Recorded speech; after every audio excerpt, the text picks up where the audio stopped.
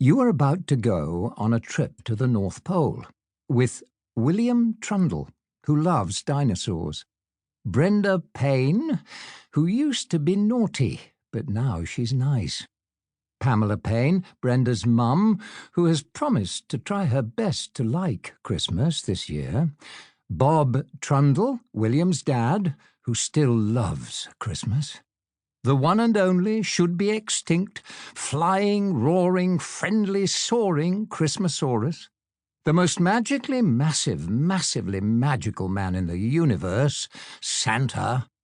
They're always merry, always rhyming, minuscule with perfect timing. It's Santa's elves. And someone so mysterious, so top secret, that I can't believe her name is on the cover of this book. The Winter Witch. Oh, and before I forget, watch out for this snooty-looking chap, Barry Payne. He might be trouble in the future. Prologue. The Future. This story starts, like all good stories do, a long time ago. What do you mean? That's how the first book started. No, it isn't. Well, okay, I'll check. Hang on. Well, what do you know? You're right. We can't have that. I'll change it. How's this? This story starts totally, completely, ginormously differently to the first book. A long time in the future. You didn't see that coming, did you, smarty pants? The future isn't much different from the now. Future kids still go to school every day. And yes, future kids still have to eat broccoli and peas, and brush their teeth, and say please and thank you, and wash their future belly buttons, and not pick their future noses, or eat future bogies. None of those things have changed in the future. There is, however, one absolutely whopping great big difference. In the future, there is no Christmas. I know, right? Let's take a look. It was a totally ordinary winter's evening in the future. Super awesome flying cars were whizzing overhead on the skyway that weaved in and out of the stratospheric star scrapers.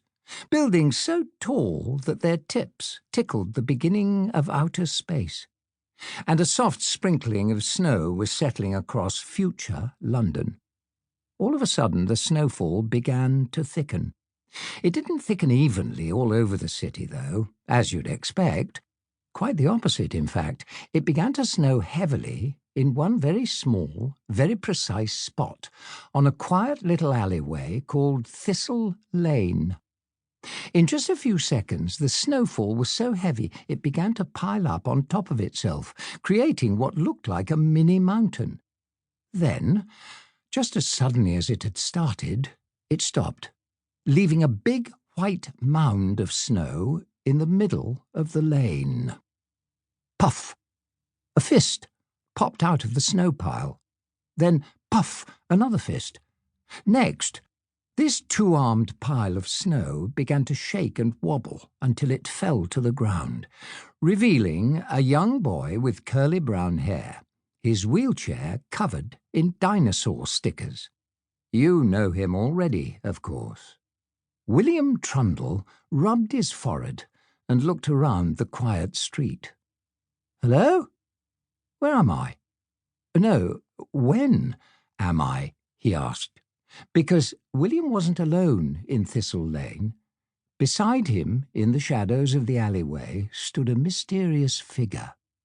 But there was no reply. All the strange figure did was raise its arm and point one cold, slender finger at the end of Thistle Lane.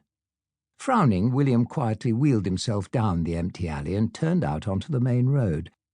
This was William's first look at the future.